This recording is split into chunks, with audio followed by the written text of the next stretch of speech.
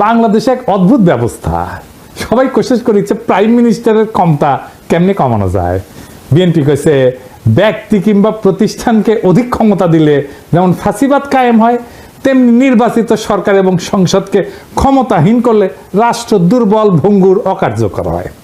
অতি মূল্যবান কথা কইছেন, কিন্তু আমি মাঝে মাঝে ভাবি কি জানেন, এই লোকগুলো একদিন ধরে রাজনীতি করেছে, আর কিছু করেন না, কিন্তু খালি রাজনীতি, খালি রাজনীতি। আমি যদি বিএনপি করলামই নি, তাহলে কইতাম বাংলাদেশ রাষ্ট্রে কার ক্ষমতা বেশি? রাষ্ট্রপতির?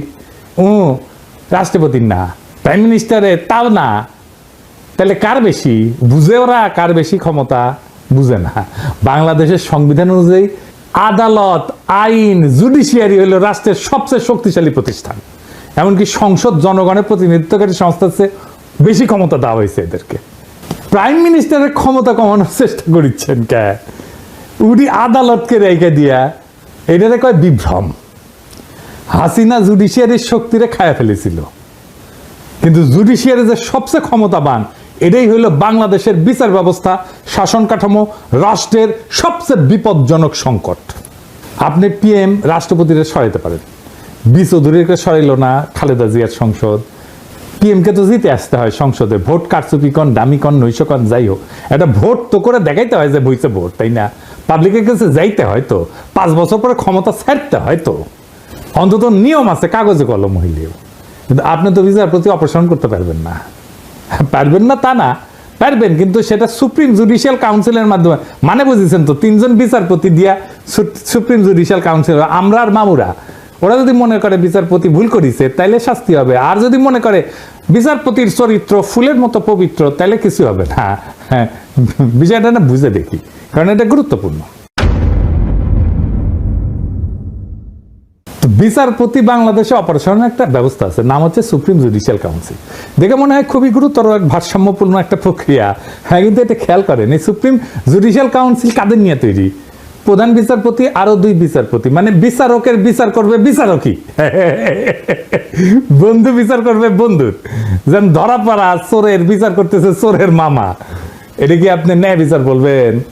এই যে তত্ত্বাবধায়ক সরকারের আইন ছিল না, এটা কিন্তু সংসদ বানাইছিল, জনগণের প্রতিনিধিরা বানাইছিল, সেটা আদালত বাতিল করে দিল। তার মানে জনগণের প্রতিনিধি আইন বানাবে, সেটা চাইলে অনির্বাচিত আদালত বাতিল করে দিতে পারবে, যে আদালত কোথাও কারো কাছে জবাবদিহি করে না। তো এখন আপনি প্রশ্ন তুলতে পারেন, আপনি তো কম দাদা যে জুডিশিয়ারি, আইন এবং নির্বাহী, এটার একটা ব্যালেন্স থাকতে হবে, কন না? একজন একজনকে সেকেন্ড ব্যালেন্স করতে হবে, কন না? তো তাহলে জুডিশিয়ারি যদি এটা নাই পারে, তাহলে ব্যালেন্স থাকবে কিভাবে? গুরুতর প্রশ্ন। আসেন আর একটু বুঝে দেখি। তত্ত্বাবধায়ক সরকার আইনটা সংসদ পাস করেছিল, মানে জনগণের প্রতিনিধিরা এটা আইন করেছে, কিন্তু আদালত সেটাকে বেআইনি ঘোষণা করে বাতিল করে দিল। এই প্রক্রিয়া আদালত নিজেই হয়ে ওঠে সর্বোচ্চ ক্ষমতাধর, অথচ সে আদালত সরাসরি জনগণের কাছে জবাবদিহি করে না। এখানে একটা গণতান্ত্রিক দ্বন্দ্ব সৃষ্টি হয়, সংসদ বনাম আদালত, কার হাতে তাহলে চূড়ান্ত কর্তৃত্ব? এতে গুরুত্বপূর্ণ একটা রাষ্ট্রীয় প্রশ্ন, দার্শনিক প্রশ্ন, রাষ্ট্রনৈতিক প্রশ্ন। ধরেন ইসলামে, এটা একটু বোঝার জন্য যে আসলে কার হাতে চূড়ান্ত ক্ষমতা, এটা বোঝার জন্য আমি যে ইসলামী ধারণার একটা ব্যাখ্যা নিয়ে আসি। ধরেন ইসলামে আপনি আল্লাহ তাআলার কোনো শরীক কল্পনা করতে পারবেন না, আল্লাহ ছাড়া কোনো উপাস্য নাই, লা ইলাহা ইল্লাল্লাহু মুহাম্মাদুর রাসূলুল্লাহ, হযরত মুহাম্মদ সাল্লাল্লাহু আলাইহি ওয়াসাল্লাম তার প্রেরিত নবী, আল্লাহর কোনো শরীক নাই এবং হযরত মুহাম্মদ উনার প্রেরিত নবী। এই ফান্ডামেন্টালটা না মানলে আপনি মুসলমান না। আপনাকে ইসলামের দরজা অতিক্রম করার সময় এই কলেমা উচ্চারণ করতে হবে। ঠিক সেইভাবে রাষ্ট্রের বেসিক ধারণা হচ্ছে জনগণ রাষ্ট্রের মালিক, এইটা আগে আপনাকে বুঝতে হবে। তার ক্ষমতা সার্বভৌম, গণ অভিপ্রায়, জনগণের আকাঙ্ক্ষা, এটা সর্বোচ্চ আইন। গণতন্ত্রে আইন বানানোর অধিকার কেবলমাত্র নির্বাচিত প্রতিনিধিদের। আইন প্রণয়নের সাংবিধানিক ক্ষমতা সংসদের হাতে, কারণ তারা জনগণের সরাসরি ভোটে নির্বাচিত, তারাই জনগণকে প্রতিনিধিত্ব করে, তারাই জনগণের ভয়েস। আর বিচার বিভাগ নির্বাচন প্রক্রিয়া অংশগ্রহণ করে না, তাই তারা প্রতিনিধিত্বশীল না। অপ্রতিনিধিত্বশীল আদালত কি প্রতিনিধিত্বশীল সংসদের সিদ্ধান্ত বাতিল করতে পারে? এটা গণতান্ত্রিক অসাম্য তৈরি করে। আদালতের এই ক্ষমতা মানে আইনসভা বা সংসদের আইনকে চ্যালেঞ্জ করার অধিকার সাংবিধানিক হইলেও সেটা একটা সীমা আছে। আদালতের কাজ হইল আইন সংবিধান বিরোধী কিনা সেটা যাচাই করা, এটাকে বলা হয় জুডিশিয়াল রিভিউ।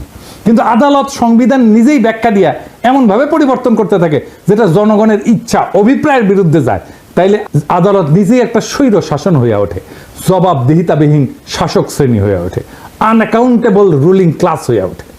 আদালত তখন গণতন্ত্রের অভিভাবক না, বরং গণতন্ত্রের বাধা হয়ে ওঠে। বাংলাদেশে সেটাই হয়েছে। আদালতের ক্ষমতা সীমাহীন হইলে ব্যালেন্স অফ পাওয়ার ভেঙে পড়ে। যদি আদালত চায় তাহলে সংসদে যে কোনো আইন বাতিল করে দিতে পারে। তাহলে কে বেশি ক্ষমতাবান, সংসদ না আদালত? আদালত। আবার সংসদ আদালতের বিচারপতিকে অপসারণ করতে পারে না, বুঝছেন? তাহলে এখানে সেকেন্ড ব্যালেন্সের কোনো ব্যাকরণ তো কার্যকর থাকে না। অর্থাৎ আদালত নিজেই একটা অদৃশ্য স্বৈরতন্ত্রের রূপ ধারণ করে। তত্ত্বাবধায়ক সরকারের আইন কোন একটা দলের ইচ্ছার ফসল ছিল না, তো এটা সর্বদলীয় ঐক্যমতে রচিত হয়েছিল, জনগণের আস্থার ভিত্তিতে এটা প্রতিষ্ঠিত হয়েছিল। আদালত এটাকে শুধুমাত্র ব্যাখ্যার খেলা দিয়ে বাতিল করে দিল। তাহলে তো আইনের যে একটা গণতান্ত্রিক ভিত্তি আছে সেটাই প্রশ্নবিদ্ধ হয়ে পড়ে। তো আদালতের তো একটা ভূমিকা থাকা জরুরি, কিন্তু সেটা সীমিত। সেটা কি আসেন আরেকটু বুঝে দেখি। আদালতের যদি এই ক্ষমতা না থাকে তাহলে তো ব্যালেন্স অফ পাওয়ার হবে কিভাবে, তাই না? এই প্রশ্ন তো সরাসরি চলে আসে। আদালতের কাজ হবে আইনের ভাষাগত নীতিগত ব্যাখ্যা এবং সাংবিধানিক সীমা নির্ধারণ করা, কিন্তু রাজনৈতিক সিদ্ধান্ত এবং প্রক্রিয়ায় হস্তক্ষেপ করে না। হাসিনার আদালত রাজনৈতিক সিদ্ধান্ত এবং প্রক্রিয়ায় হস্তক্ষেপ করছে। ভারসাম্য তখনই থাকে যখন আদালত, সরকার বা সংসদের অন্যায় রায় থামাইতে পারে, কিন্তু গণমতের চূড়ান্ত রূপ একটা আইন বাতিল করার ক্ষমতা সাবধানে এবং সীমিতভাবে প্রয়োগ করে। আদালত যদি এমন ক্ষমতা পায় যে জনগণের প্রতিনিধিরা যে আইন মানাবে তাই সে বাতিল করে দিতে পারে এবং সে নিজে কোনো জনগণের কাছে জবাবদিহিতা করবে না, তাহলে সে আদালত না, সে গণতন্ত্রের উপরে বসা এক নির্জীব অভিজাত শ্রেণীর নামমাত্র পোশাক। তত্ত্বাবধায়ক সরকারের আইনের অবলুপ্তি তাই শুধু একটা রায় না, এটা ছিল গণ ইচ্ছার বিরুদ্ধে আদালতের বিদ্রোহ। আর এই বিদ্রোহের পরিণতি আজ দেশের রাজনৈতিক দুর্ভিক্ষ, দেশের সমস্ত সংকট। এইবার আসেন সংস্কার নিয়ে আরো একটু গভীরে আলোচনা করি। প্রফেসর ইউনূসের সরকার নানা ধরনের সংস্কার করেছে। এই সংস্কার কারা করিচ্ছে, কিভাবে করিচ্ছে, এটা বুঝে কিনা সেটা একটু বুঝে দেখি। আজকের নতুন বাংলাদেশে সংস্কারের জন্য বিভিন্ন প্রস্তাব নিয়ে আলোচনা করা হইতেছে। আবার যাতে বিগত 15 বছরের ফ্যাসিবাদ, 72 বা 75 সালের ফ্যাসিবাদ বাকশাল বাংলাদেশে পুনরায় প্রতিষ্ঠিত হইতে না পারে, সেজন্য নানা পক্ষ নানা মত প্রস্তাব নিয়ে আলোচনা করতেছে। এটার জন্য প্রফেসর ইউনূস একটা ঐক্যমত কমিশন করেছেন। সেটার সদস্য হচ্ছে আলী রিয়াজ, বদিউল আলম মজুমদার আর ইফতেখারুজ্জামান, তিনটা মাল, প্রথম আলোর মার্কা মারাল স্পেন্সার। এরা কি ধরনের প্রস্তাব দিতে পারে সেটা না বললেও চলে। হ্যাঁ, ইফতেখারুজ্জামানকে আমি বাম্বু দিছিলাম না, একবার দিছিলাম না, মনে আছে না? হ্যাঁ, ওরা এনে বসায় দিচ্ছে প্রফেসর ইউনূস। প্রথম আলো এইসব সুশীল প্রগতিশীল মালদের দিয়া 111-এর পরে সংস্কার করাইতে গেছিল। তখনকার ভারতের দালাল মঈনুদ্দিন ফখরুদ্দিন সরকার একই সুশীল প্রগতিশীলদের টোটকা প্রস্তাব দিয়া অধ্যাদেশ জারি করিয়া বিভিন্ন সংস্কার করছিল, যার প্রত্যক্ষ পরিণতি হচ্ছে হাসিনার ফ্যাসিবাদ। এক বেল তলাতে এই ন্যাড়া বুদ্ধিজীবী সুশীল এই জাতিকে কয়বার নিয়ে যাবে? ৭৪-এর বাকশালী সংবিধান, হাসিনার ফ্যাসিজম, এসব তো আসমান থেকে নেমে আসে নাই। বারবার একই মার্কা মারা সব দালাল লেসপেন্সার, বুদ্ধিহীন মূর্খ কামাল হোসেন, রেমান সোবান, ইফতেখারুজ্জামান, মতি, মাহফুজ, এদের টোটকা জাতিকে গিলায় বারবার আওয়ামী ফ্যাসিজম প্রতিষ্ঠার সুযোগ করে দেওয়া হইতেছে। এবারও সে একই চক্রান্ত হইতেছে, আর জাতি সে সমস্ত খেয়াল না করে বসে বসে আঙুল চুষিচ্ছে। আলী রিয়াজের আক্কেল জ্ঞানের নমুনা দেখেন। সংবিধান সংস্কার কমিটির রিপোর্ট ড্রাফট করার সময় সে কাদের পরামর্শ সে নিচে, সেটা রিপোর্টের শেষে তালিকা খুঁড়ে লিখে দিছে। দেখেন কারা কারা আছে সেখানে। মাহফুজা নাম, শাহিনা নাম, জানেন তো মাহফুজা নামের বউ, মানে মাহফুজা নামের বুদ্ধিতে শুধু চলবে না, তার বউয়ের বুদ্ধিও লাগবে। এই মাহফুজা নাম হাসিনার সামরিক মারণাস্ত্রে গুলি চালায় ছাত্রজনকে হত্যা করার নির্দেশ দেওয়ার পরে সেটার পক্ষে বয়ান লিখে এডিটোরিয়াল পাবলিশ করেছিল, যাতে সরকার কঠোর হস্তে এই আন্দোলন দমন করে। বিপ্লবের শহীদদের রক্তের সাথে বিশ্বাসঘাতকতা কইরা এরকম একটা জানোয়ারের বাচ্চার পরামর্শ নেওয়া লাগছে নতুন বাংলাদেশের সংবিধান কিরকম হবে সেটা ঠিক করার জন্য। বুঝেন তাইলে? আরো আছে প্রথম আলোর মতি, খুশি কবি, সবচেয়ে বড় আওয়ামী লেসপেন্সার রেহমান সোবান, মইনুল ইসলাম। হে খোদা, আমারে উঠায় নাও, নয়তো দড়ি ফেলাও, বায়া উঠা যায়। এর চেয়ে আওয়ামী লীগকে বলা হোক একটা সংবিধান ড্রাফট করে দিতে। হুদাহিতে সংস্কারের বালসাল নাটক কইরা মানুষকে বোকা বানানোর দরকার কি? আর শহীদের রক্তের সাথে প্রহসন করার দরকার কি?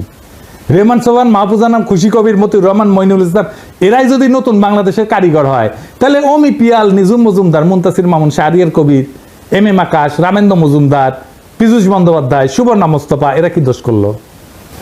এডিটর সাহেব খারান, সুবর্ণা মোস্তফা ছবিটা না রাখেন। এটা ইয়াং কালের ছবি দেন, ইয়াং কালের। এবার আছে। হ্যাঁ, তো আলী রিয়াজ, সুবর্ণা মোস্তফা তো আপনার যৌবন কালের ক্র্যাশ হওয়ার কথা ছিল, তাই না? আমরা মেনে নিলাম, ওক ডাকলেন। এরা কি দোষ করলো? এদেরকে এই কমিটি থেকে বাদ দেওয়ার দরকার কি? ওদেরকেও ঢুকাক, সুবর্ণা মোস্তফা আগে ঢুকাক, আমি পারমিশন দিলাম, দেখি কে কি করে। কার এত বড় সাহস সুবর্ণা মোস্তফা ঢুকেছে, আলী রিয়াজ সেটাকে বাগড়া দেয়, আমি যে দাঁড়ামু, ওইটি লাঠি নিয়ে দাঁড়ামু। এই প্রথম আলোর সাজানো সংস্কার কমিটির নাটক, এই রিপোর্টে এদের ঢুকায় দেওয়া হবে। এই রিপোর্টে বিভিন্ন ভংসং প্রস্তাব দেওয়া হয়েছে, যাতে দেশে আর কখনো বাকশাল ফাসিজম কায়েম না হয়। আইনস্টাইনের একটা উক্তি আছে যে insanity is doing the same thing over and over again and expecting different results. ইংরেজি যেহেতু কইছে, ঠিকই কইছে, তাই না? তো আসলে ঠিক কথা কইছে। একই কাজ বারবার করে ভিন্ন ফলের আশা করাটা এক ধরনের ছাগলাম। বাংলাদেশের অবস্থা দেখে এই কথাই মনে হয়। একই কবিরাজের দেওয়ার টোটকা জাতিকে বারবার গিলাইতেছে, বারবার আওয়ামী লীগ আর ফ্যাসিবাদের ফিরে আনা হইতেছে। রেহমান সোবহান পাকিস্তান আমল থেকে গাজাঘড়ি বয়ান আর টোটকা দিয়ে জাতিকে ধ্বংস করিচ্ছে। উই কলে পিএইচডিও করতে পারে না, কেমব্রিজে গেছিল, এমএ কইরা ফিরে আসিছে। হ্যাঁ, তা হ্যাডেমে কুলায় নাই। তাও এই হারামজাদার প্রতি সুশীলদের পীড়িতের ঘাটতির কোনো কমতি নাই। প্রেসিডেন্ট বন্ধু মানুষ এই আরামজাদা রেহমান সোবহান ছিল ইন্ডিয়াকে ট্রানজিট দেওয়ার ব্যাপারে 1 নাম্বার উকিল। এই রেহমান সোবহান কইছিল ট্রানজিট নিয়ে যে বিতর্ক, সেটা অশিক্ষিত বিতর্ক। এই হারামজাদা, তুই শিক্ষিত, তুই পড়াশোনা করছিস কতটুকু? শালা পিএইচডি তো করতে পারিস নাই, এমএ করে ফিরে আসিস সরকারি স্কলারশিপে যায়, বেশি বেশি বাতেলা জানিস। তারপরে এদের হুশ হয় না। আজকার বেশি মুখ খারাপ করলাম না, নাকি করে ফেলছি অলরেডি বেশি জানি না, বুঝছাও, মানে অভ্যাস হয়ে গেছে তো আমার মুখই খারাপ। আজকে আবার একটু আলোচনা করব বাংলাদেশে কেন বারবার আওয়ামী ফ্যাসিবাদের উত্থান ঘটে। আসেন এটা আরেকবার একটু বুঝে দেখি। আগের এপিসোডে আলাপ করেছিলাম, আরেকবার একটু বুঝে দেখি। একটা রাষ্ট্রের 3টা অঙ্গ থাকে, একটা এক্সিকিউটিভ, লেজিসলেটিভ আর জুডিশিয়ারি। এই 3টা অঙ্গের সমন্বয়ে একটা রাষ্ট্র গড়ে ওঠে। এই লেজিসলেটিভ বা আইনসভা দেশে কি আইন হবে সেটা নির্ধারণ করে। এক্সিকিউটিভ সেই আইন অনুযায়ী দৈনন্দিন কাজকর্ম চালায় এবং পলিসি নির্ধারণ করে। তবে একটা রাষ্ট্রের সর্বোচ্চ পলিসি নির্ধারণ করে আইনসভা বা পার্লামেন্ট।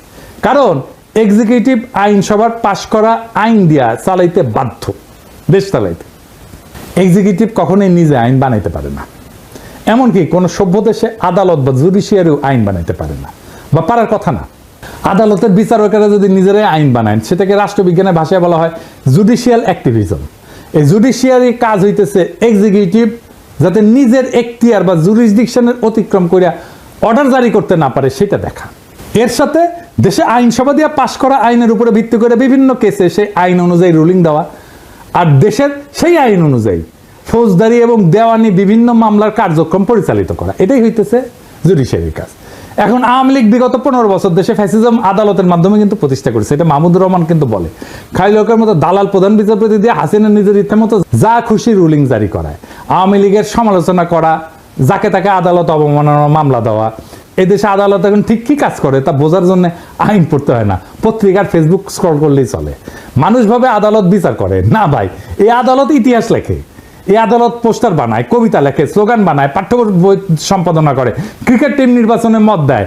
আদালত রুল দেয় 15ই আগস্ট হইবে শোক দিবস, 7ই মার্চ হইবে জাতীয় ঐতিহ্য, জয় বাংলা হইবে জাতীয় স্লোগান, স্বাধীনতার ঘোষক হইবে শেখ মুজিব। কেউ যদি প্রশ্ন তোলে যে এগুলি কি বিজ্ঞাপন, ওটা কি অ্যাড এজেন্সি, তখন কওয়া হবে আপনি নিশ্চয়ই রাজাকার। স্কুলে কি পড়ানো হবে আদালত ঠিক করে দেয়। পাঠ্য বইয়ে বঙ্গবন্ধু কত পাতা জুড়ে থাকবে সেটাও রুল দিয়ে আসে। বিশ্ববিদ্যালয়ের নাম কি হবে, গার্ডেনের নাম কি হবে, হাসপাতালের নাম কি হবে, সব জায়গায় আদালতের নাক ঢুকে। এমনই একটা আদালত। আর এই আদালতের বিচারপতি আমাদের সাথে পলিটিক্স করেছিল। ওই কইছিল যে আমরা শপথবদ্ধ রাজনীতিবিদ, ওই কইছিল এ না, ওর ভাই আবার এমপি ছিল আওয়ামী লীগের। এমনকি একবার তো আদালতে রিট হয়, বাংলাদেশ ক্রিকেট টিম কেন মুশফিককে নিতেছে না, কেন তামিম বাদ। ভাগ্য ভালো আদালত বলেনি কে ওপেনিং করবে, কে শেষ ওভারে বল করবে। ধর্মের ব্যাপারে আদালত কিন্তু বলে যে বিসমিল্লাহ থাকবে কি থাকবে না, ভাস্কর্য থাকবে। তো আদালত এখন ইসলামিক স্কলার আর ইতিহাসবিদ দুইটাই। অথচ এসব সিদ্ধান্ত একটা সভ্য রাষ্ট্রে আদালতের এখতিয়ারে থাকারই কথা না। এসব সিদ্ধান্ত রাষ্ট্রে হয় আইনসভা নেয়, অথবা এক্সিকিউটিভ বিভাগ আইনসভা দ্বারা এম্পাওয়ার্ড হয়ে নেয়। এই কয়েকদিন আগে আমাদের অ্যাটর্নি জেনারেল বলছে যে হাইকোর্ট চাইলে যে কোনো ব্যাপারে হস্তক্ষেপ করতে পারে। ব্যাপারটা শুনতে খুব অদ্ভুত শোনালো, বাংলাদেশের সংবিধান অনুযায়ী পুরো ঘটনাটা লিগ্যাল। বাংলাদেশের 72-এর সংবিধান একটা বিস্ফোরা ধারা ঢোকানো আছে, যার দ্বারা এম্পাওয়ার্ড হইয়া আদালত বা হাইকোর্ট যে কোনো ব্যাপারে হস্তক্ষেপ করতে পারে, যা খুশি তাই করতে পারে। এটা হইতেছে সংবিধানের 102 নম্বর আর্টিকেল। এই বিস্ফোরা আর্টিকেল বাংলাদেশের বিচারকদের জুডিশিয়াল অ্যাক্টিভিজম করার রাস্তা তৈরি করে দিছে। আর এই সালে এই সমস্ত ডক্টর কামাল হোসেনের বাল্ব কিছু বুঝে না, উই ওর গুমুত সামলাইতে পারে না, ব্যাপার পরে থাকে। সত্যি কথা, মিথ্যা কথা কইতেছি না। এবং এইটা দিয়ে এম্পাওয়ার্ড হয়ে হাসিনা তার আমলে মুদল আদালত দিয়াই তার সন্ত্রাসের রাজত্ব কায়েম করছে। কি আছে আর্টিকেলে, আসেন দেখি। এই আর্টিকেলের ফলে যে কেউ, যে কোনো আইনজীবী যা ইচ্ছা যা খুশি সেটা নিয়ে হাইকোর্টে রিট করতে পারে। হাইকোর্ট বেঞ্চ সেই রিটের উপর ভিত্তি করে যা খুশি তাই রুলিং জারি করতে পারে। কি বিচিত্র একটা দেশ, তাই না? মাঝে মাঝে অনেক উকিল সরকারকে বিভিন্ন কাজ করার নির্দেশ দিয়ে নোটিশ পাঠায়, অন্যথায় সে 102 ধারার ভিত্তিতে হাইকোর্টে রিট করার হুমকি দেয়। খালি সরকারকে না, অনেক বদমাইশ উকিল এটা ব্যবহার করে অসংখ্য মানুষকে, সাধারণ মানুষকে হয়রানি করে, যারা কোনোভাবে একটা ব্যাপারে ইন্টারেস্টেড পার্টি না। সেই সমস্ত ব্যাপারে বদমাইশ উকিলরা বিভিন্ন হাস্যকর আইনি নোটিশ পাঠায় 102 আর্টিকেলের উপরে ভিত্তি করে, এবং আদালত সেটার উপর ভিত্তি করে রুলিং পর্যন্ত দেয়। এই ইন্টারেস্টেড পার্টিকে এটা একটু বুঝে নেই। যে কোনো সভ্য দেশে কেবলমাত্র ইন্টারেস্টেড পার্টি কোনো ব্যাপারে মামলা করতে পারে। ইন্টারেস্টেড পার্টি বলতে আইনের ভাষায় বোঝানো হয় এমন কেউ যার উক্ত মামলার ফলাফলে সরাসরি স্টেক আছে।